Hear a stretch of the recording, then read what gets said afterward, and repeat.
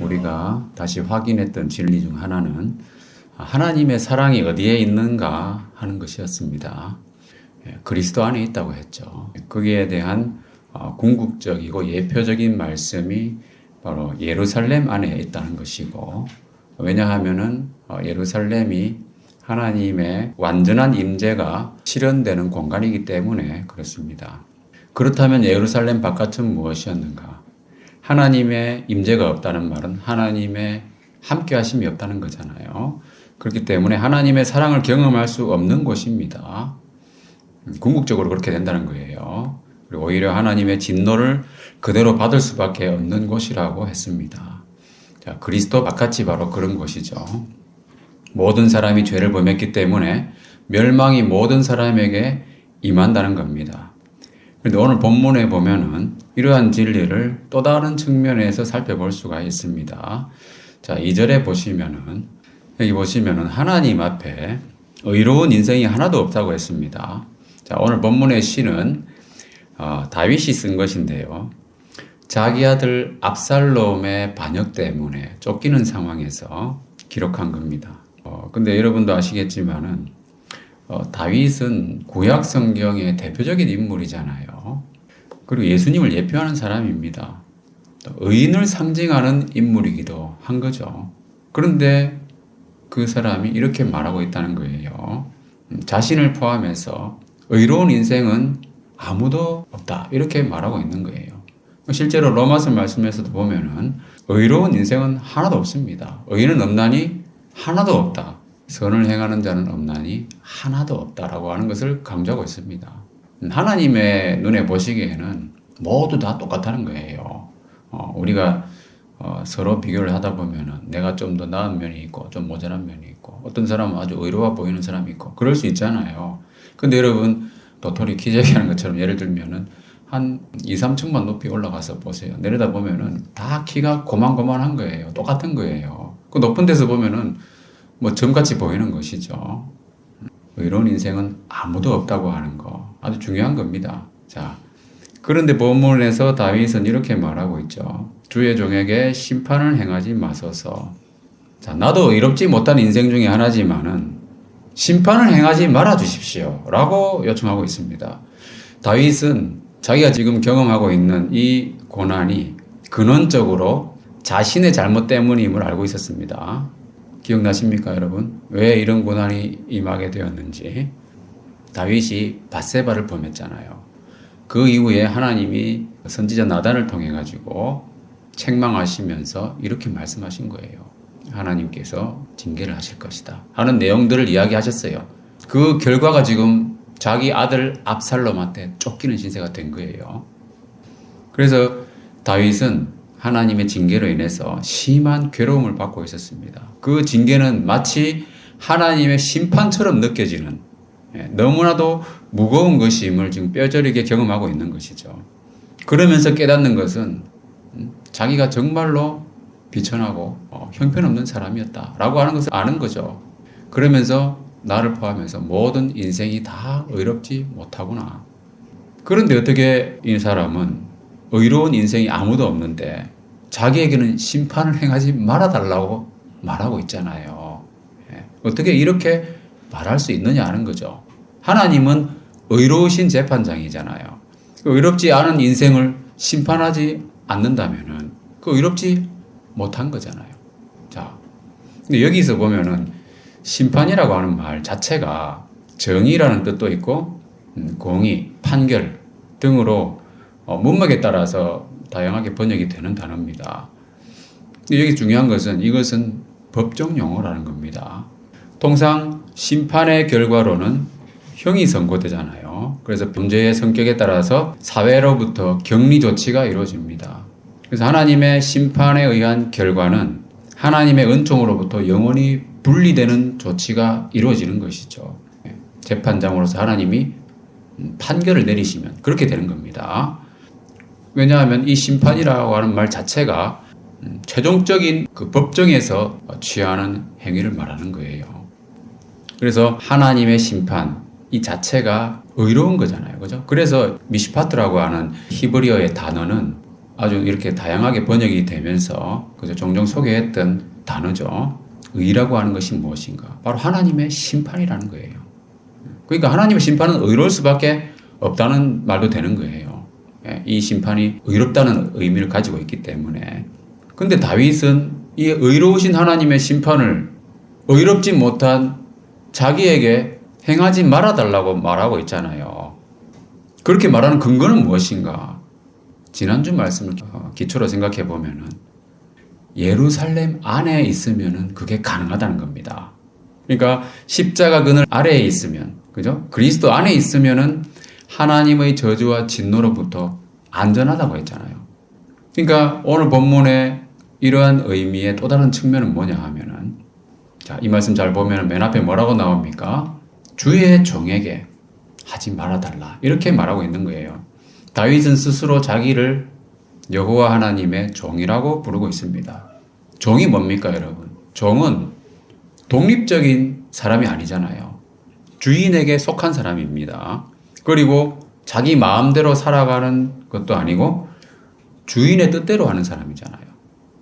때때로 물론 종이 잘못할 수도 있습니다. 그렇다고 해서 주인이 쉽게 버리지는 않는다는 거예요. 끊어버리지 않는다는 겁니다. 그래서 다윗은 뭡니까?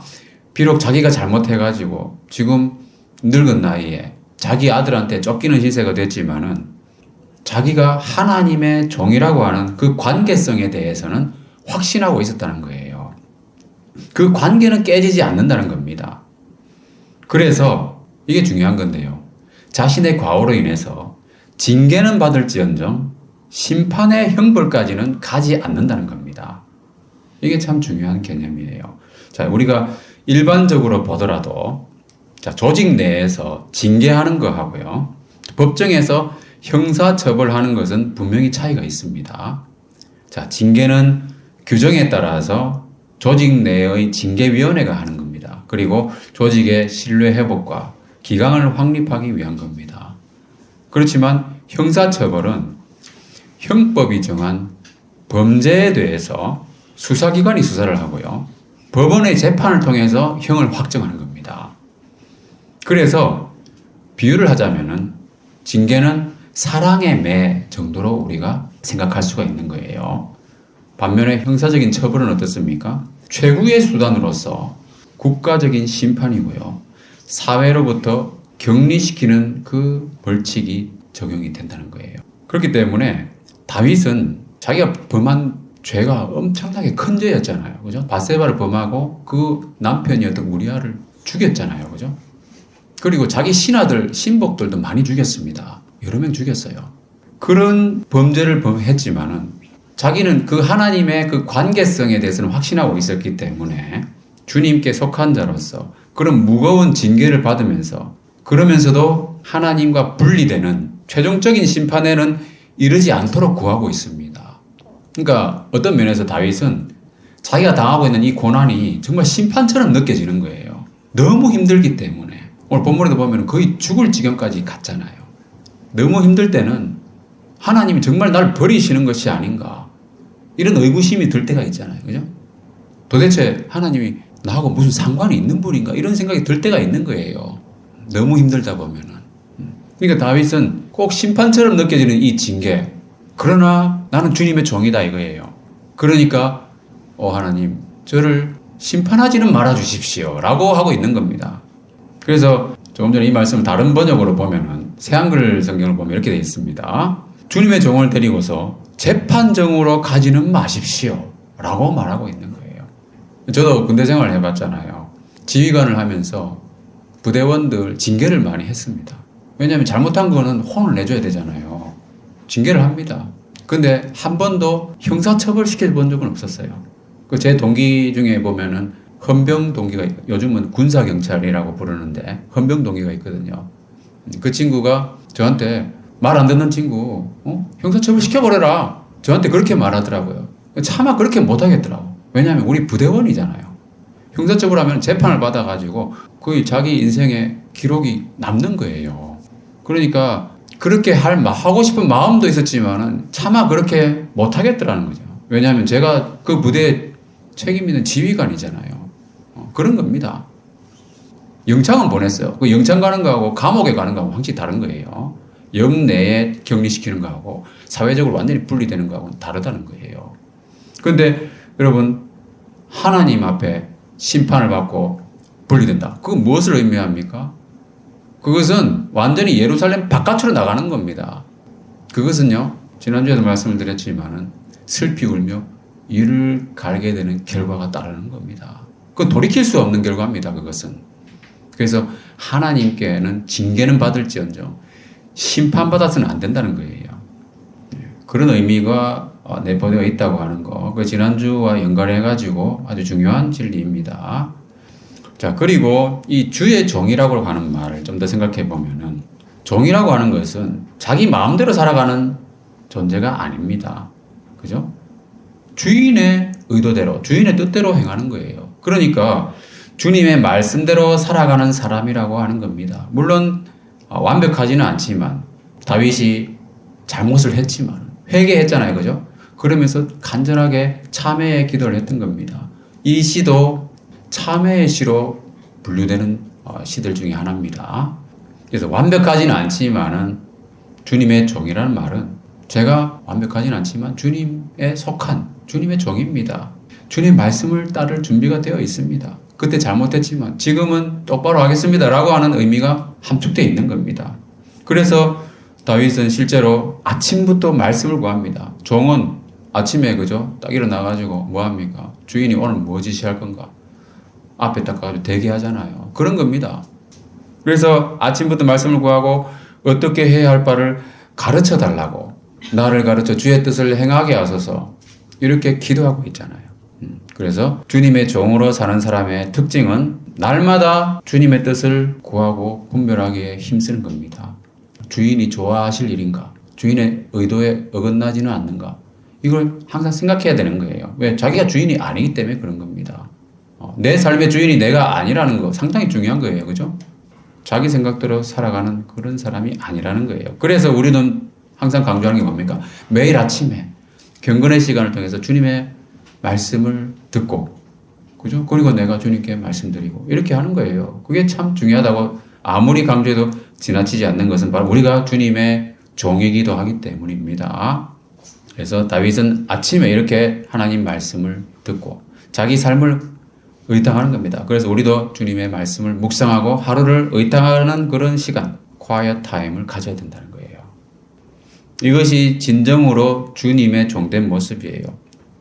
이와 같이 다윗은 자기가 확실히 주님에 속한, 하나님께 속한 주님의 종이었다고 하는 것을 알고 있었고 실제로 그렇게 많은 세월을 행동을 했었죠. 물론 실수도 있었지만은. 자, 우리도 주님께 속한 사람입니다. 그죠? 주님의 종으로서 매일 아침에 말씀을 구하고 기도하는 생활을 소홀히 해서는 안 되는 거예요. 그러면서 우리가 하나님께 속한 사람이라고 하는 것을 다시 확인하게 되는 겁니다. 자, 반면에 자, 사람들이 보기에 훨씬 더 의로워 보이는 사람이 있을 수 있잖아요. 실제로 그리스도인이 아닌 사람들 중에서도 정말 훌륭한 사람들이 있습니다, 여러분. 이타적인 마음을 가지고 다른 사람을 도와줄 때 헌신적으로 일하는 사람도 있고요. 자기 관리에 철저한 사람도 있고 정말 훌륭한 사람들이 많이 있습니다. 그렇지만 그 사람이 하나님께 속한 사람이 아니라면 뭡니까 그러면? 하나님을 대적하는 사람이 될 수 있잖아요. 보기에는 훌륭해 보이지만 사람들한테 인기도 많고 그럴 수 있지만 하나님을 대적하는 사람이라면 주님의 종이 아니잖아요. 사탄의 종입니다. 그런 사람은 하나님의 원수가 되는 것이죠. 그러니까 이 종이라고 하는 것은 제가 지난번에도 한 말씀을 드렸지만은 둘 중에 하나인 거예요. 하나님의 종이든지 아니면 세상의 종, 사탄의 종이든지 둘 중에 하나면 중간은 없어요. 미안하지만 중간은 없습니다. 그게 뭐 이분법적인 것을 되게 싫어하는 사람도 있던데 현실이 그렇고 그게 진리입니다, 여러분. 빛과 어둠이 지금은 혼재되어 있지만 그래서 여러 가지가 뭐 뒤섞여 있는 것처럼 보이잖아요. 궁극적으로 어떻게 됩니까? 빛과 어둠은 완전히 구분되는 거예요. 자, 로마서 6장 말씀을 다 같이 읽어보겠습니다. 시작. 너희 자신을 종으로 내주어 누구에게 순종하든지 그 순종함을 받는 자의 종이 되는 줄 너희가 알지 못하느냐? 혹은 죄의 종으로 사망에 이르고 아니하고 혹은 순종의 중시로 의에 이르느니라. 사람은 누구나 종입니다. 어떤 종이냐가 차이라는 겁니다. 순종의 종이냐 아니면 죄의 종이냐, 하나님의 종이냐 아니면 사탄의 종이냐. 다윗은 하나님의 종이었어요. 하나님께 속한 자로서 하나님의 편에 확실히 서 있었습니다. 그래서 주의 종에게 심판을 행하지 말아달라라고 기도하고 있는 거예요. 우린 같은 편이니까. 그죠? 같은 편을 없애버리면은 전투력이 떨어지잖아요. 축구를 하더라도 페널티를 받아가지고 퇴장을 당하면은 10명이 싸워야 되잖아요. 전투력이 떨어지는 거예요. 그러니까 같은 편이니까 주님 저를 심판은 행하지 말아 주십시오. 좀 봐달라고 하는 거죠. 자, 그리고 1절 말씀을 보면은 다윗이 뭐라고 기도하냐면 주의 진실과 의로 내게 응답하소서 이렇게 기도하고 있어요. 자, 하나님의 진실하심과 의로우심에 호소하고 있습니다. 다윗이 왜 이렇게 하냐면은 하나님께서 자기와 맺은 언약이 있는 것을 기억하기 때문에 그런 거예요. 자, 지금의 상황은 다윗이 왕좌에서 쫓겨난 상태였어요. 예루살렘을 떠나가지고 요단강을 건너서 이렇게 가고 있는 겁니다. 뭐 건넜는지 안 건넜는지 이 시가 어느 시점에 기록된 정확히는 알 수는 없지만은 자기 아들 압살롬이 왕이 돼가지고 예루살렘에 들어갔고 자기는 지금 도망가고 있는 거잖아요. 이 정상적인 왕위 계승이 아니잖아요. 아들의 반란에 의한 도피였습니다. 이것은 왕권이 실추된 그런 상황이었습니다. 그런 상황에서 하나님의 복을 기대하기는 참 어렵잖아요. 다윗이 얼마나 힘들었으면은 내 생명을 땅에 엎어서 죽은 지 오랜 자같이 암흑 속에 두었나이다. 내 마음이 내 속에서 참담하다. 자기 아들한테 쫓기면서 얼마나 부끄럽고 참담하겠습니까, 여러분? 저희가 이거 성경을 읽어봐도 그렇잖아요. 어떻게 다윗이 이렇게 무분별하게 행동을 했을까? 이런 생각이 들잖아요. 그런데 그 훌륭한 다윗도 그랬다는 거예요. 그런 상황에서 하나님의 복을 기대하기는 참 어렵다는 거예요. 그렇지만 다윗이 주의 진실과 의로 내게 응답하소서라고 기도하는 것은 뭐냐 하면은 하나님의 언약의 말씀이 있었어요. 사무엘의 말씀 보면은 내 집과 네 나라가 내 앞에서 영원히 보존되고 네 왕위가 영원히 견고하리라. 이런 약속이 있었기 때문에 지금은 왕권이 완전히 실추되어 있는 그런 모습을 보면서 이건 하나님이 말씀했었던 그런 어떤 왕위의 견고한 모습은 아닌데 이런 생각이 들 거 아닙니까? 그러니까 하나님이 그 하신 말씀을 기억하면서 그 언약의 말씀을 기억하면서 간구하는 거예요. 주님은 진실하시고 하신 말씀을 이루시는 분이기 때문에 나에게 하신 이 말씀도 반드시 이루시고 지키실 것이다. 그러니까 주님 진실하심과 의로우심으로 제 기도를 들어주시고 저를 제발 이 어려움에서 빼내주십시오. 이렇게 기도하고 있는 겁니다. 심판을 행하지 말아 주십시오. 그 언약의 말씀을 믿는 그 주님의 종에게는 심판을 내리지 않는다는 거죠. 자, 예수님께서 하신 말씀 보면은 다 같이 읽어보겠습니다. 시작. 내가 진실로 너에게 이르노니 내 말을 듣고 또 나 보내신 이를 믿는 자는 영생을 얻고 심판에 이르지 아니하나니 사망에서 생명으로 옮겨내니라. 예수님의 말씀을 듣고 믿는 자는 심판에 이르지 않는다고 했습니다. 주님의 말씀을 순종하는 순종의 종에게 심판의 형벌을 내리지 않는다는 거예요. 그 왜 그렇습니까? 예수님께서 자기 피로써 우리와 새 언약을 세우셨잖아요.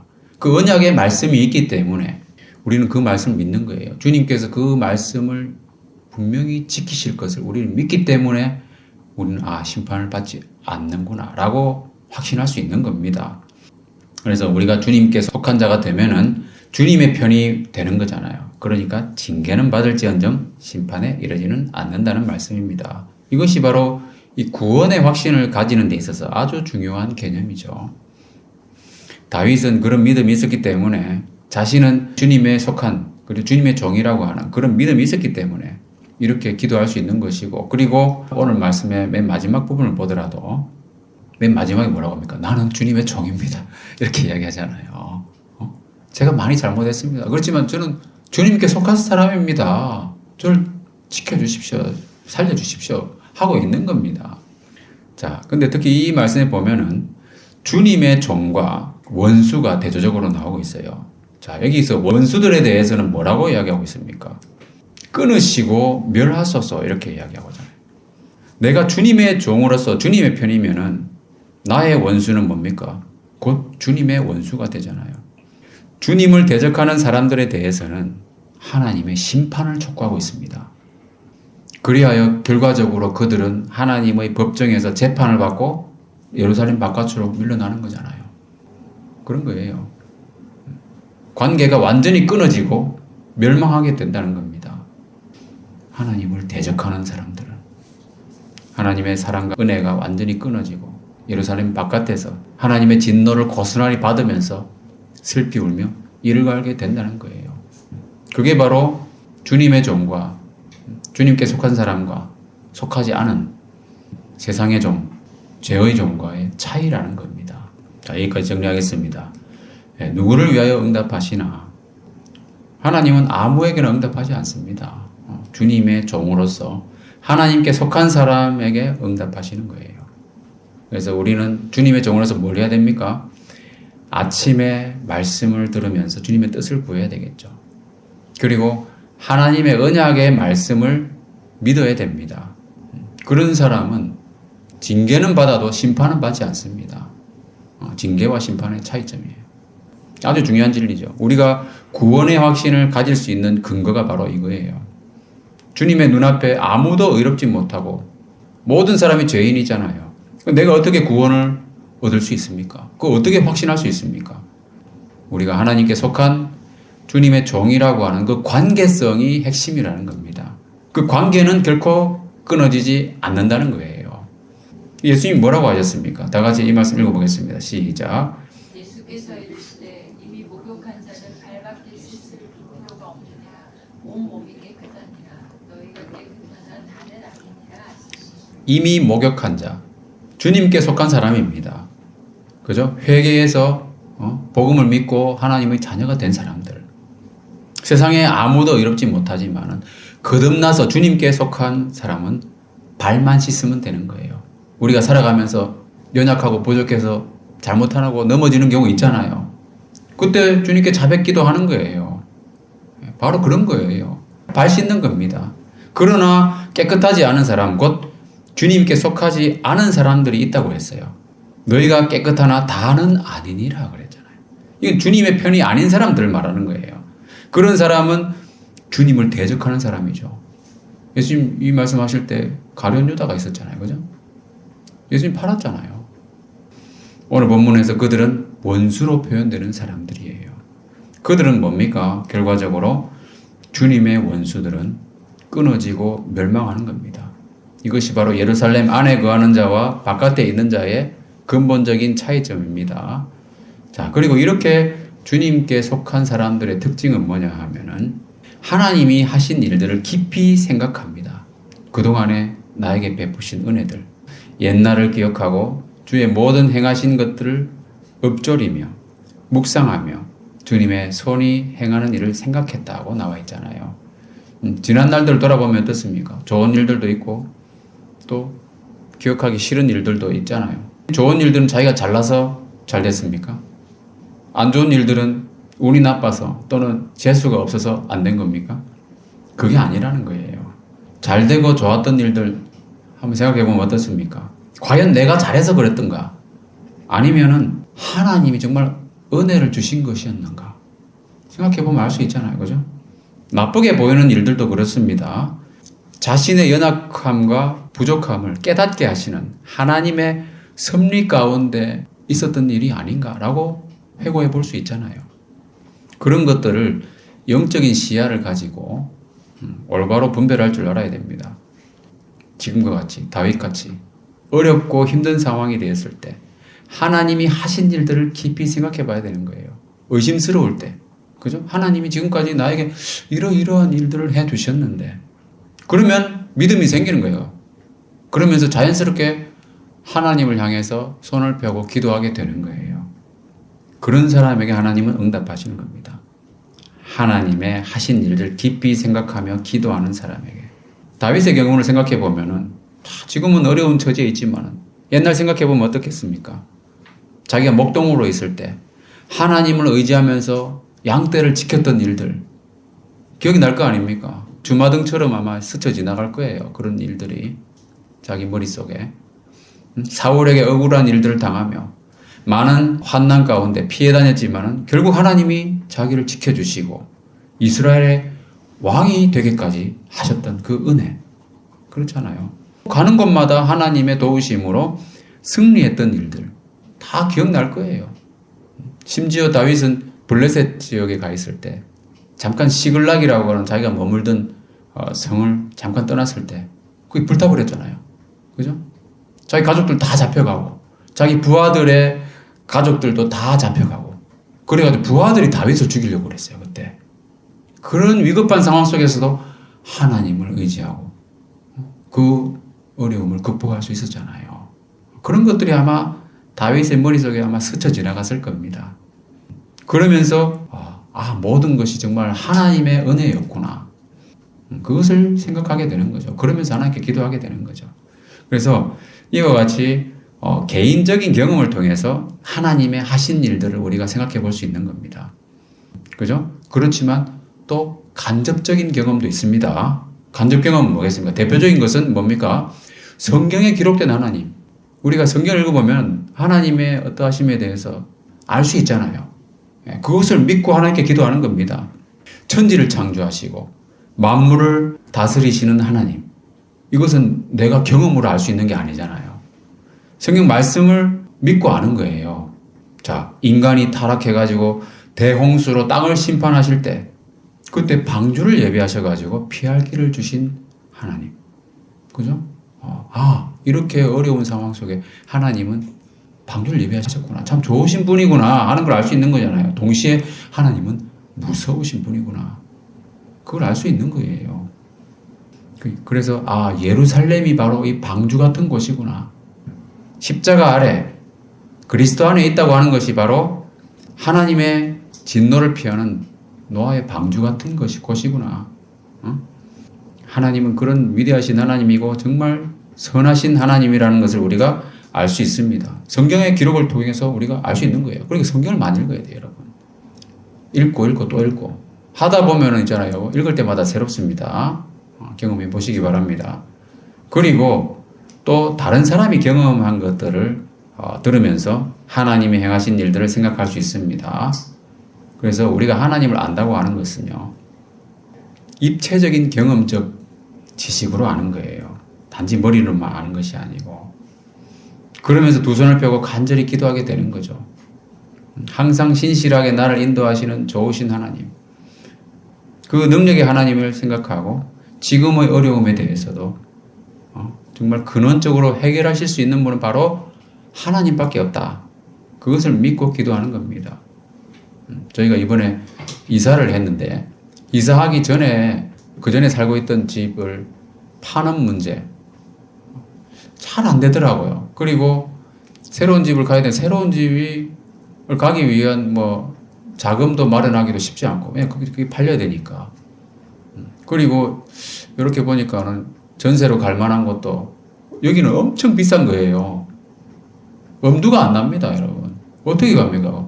이상하다. 우리는 분명히 이사가 필요한데 분명히 필요하다고 여겨지는데 왜 하나님이 일을 안 하시나? 그런 의구심이 생겼어요. 근데 그럴 때마다 뭡니까?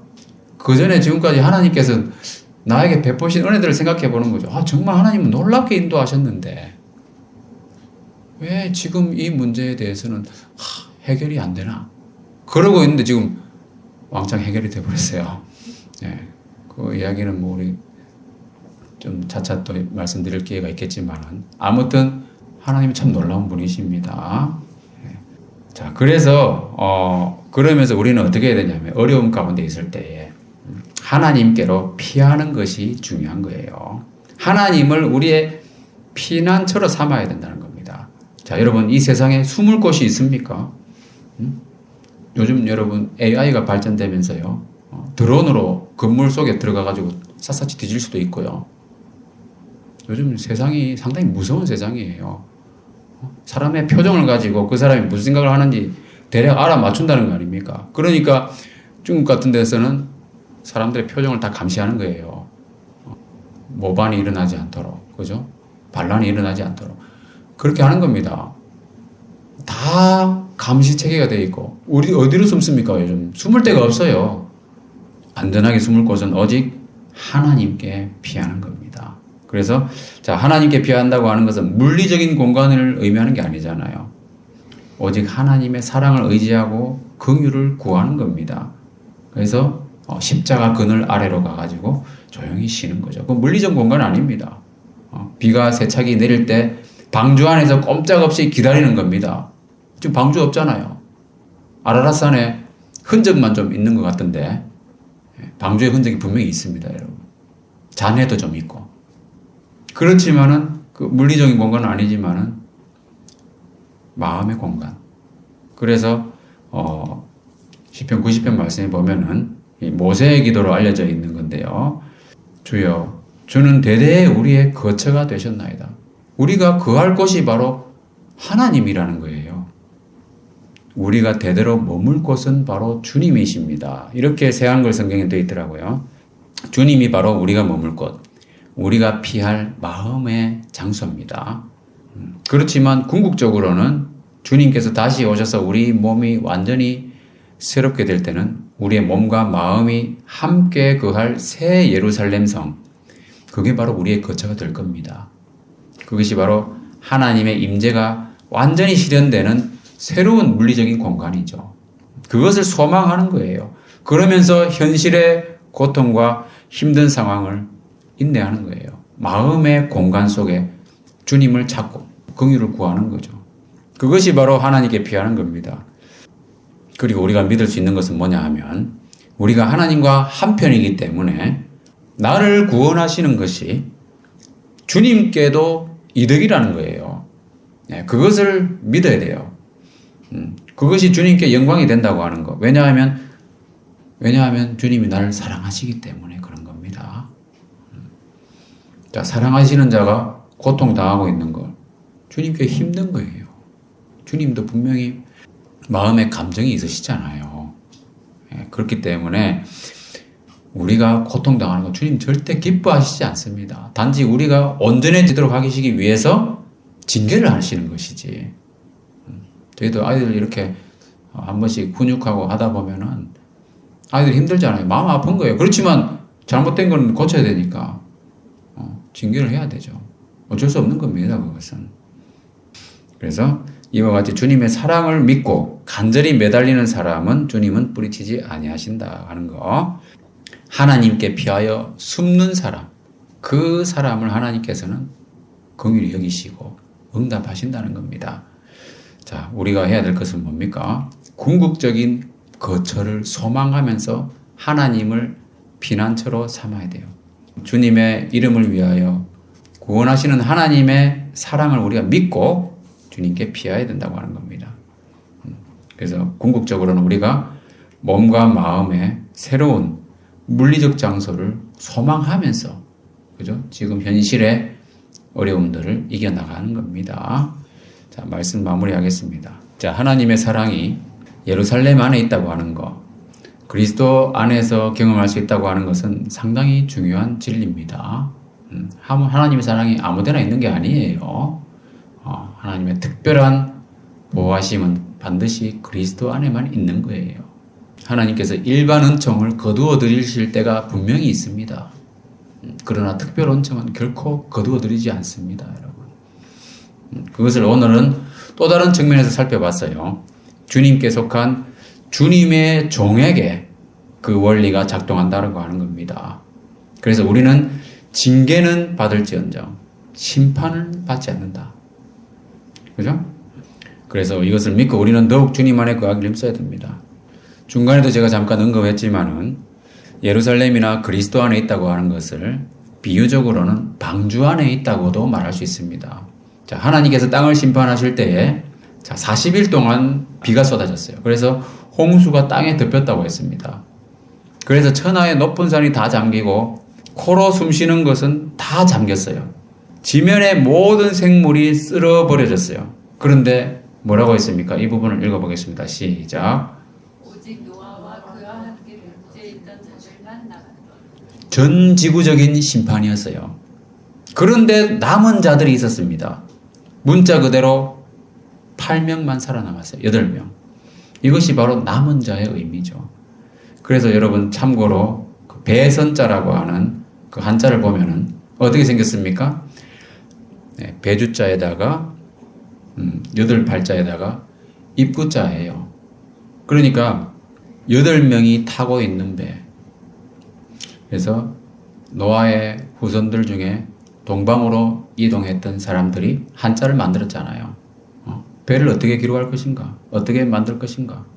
이렇게 만든 거 8명이 타고 있는 방주라는 겁니다.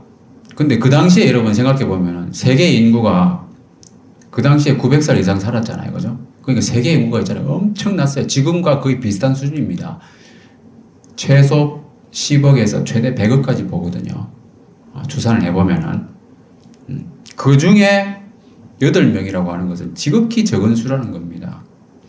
인류의 대부분은 물에 쓸려버렸잖아요. 동물들도 다 죽어버렸고, 식물들도 다 그냥 황폐해졌고요. 하나님의 백성 이스라엘이라고 해서 예외가 아닙니다. 이사야 말씀에 보면은 남은 자만 돌아온다고 그랬어요. 남은 자라고 하는 것은 그 하나님의 무서운 심판으로 온 세계 중에 끝까지 행하실 파멸을 피하고 살아남은 자를 말하는 겁니다. 요한계시록에도 보면은 구원받은 자들에 대해서 큰 환난에서 나오는 자들이라고 표현하고 있잖아요. 대홍수와 같이 그런 큰 환난을 피하고 남은 자들. 온 세계 끝까지 행하시는 파멸이 작정되어 있기 때문입니다. 이미 작정된 파멸을 주 만군의 여호와께서 온 세계 중에 끝까지 행하시리라고 했습니다. 그래서 우리는 어떻게 살아야 됩니까? 이 시대의 남은 자로서 주님의 종으로서의 확신을 갖고 살아야 되는 거예요. 심판은 받지 않는다고 하는 거 아주 중요한 거예요. 그래야 우리가 안심을 하고 주님을 제대로 섬길 수가 있는 거예요. 내 생각대로 사는 것이 아니라 주님의 말씀을 기다리면서 주님을 따르는 삶. 자, 그러다가 어려운 일이 있을 때 어떻게 됩니까? 어려움이 항상 있잖아요. 그죠? 어려울 때 어떻게 됩니까? 다 같이 마지막 말씀 읽어보겠습니다. 시작. 환난 날에 나를 부르라. 내가 너를 건지리니 네가 나를 영화롭게 하리로다. 네, 주님이 하신 일들 기억하면서 주님께로 피하는 거. 환난 날에 하나님을 부르는 거예요. 그런 사람에게 하나님 응답하시고 우리는 그럼으로써 하나님께 오히려 영광을 돌리게 된다는 거예요. 왜냐하면 하나님이 우리를 사랑하시기 때문에 그런 겁니다. 그래서 여기 계신 모든 분들이 하나님께 속한 주님의 종으로서 하나님을 영화롭게 하는 그러한 복된 경험들을 많이 하시기를 주님의 이름으로 축원합니다.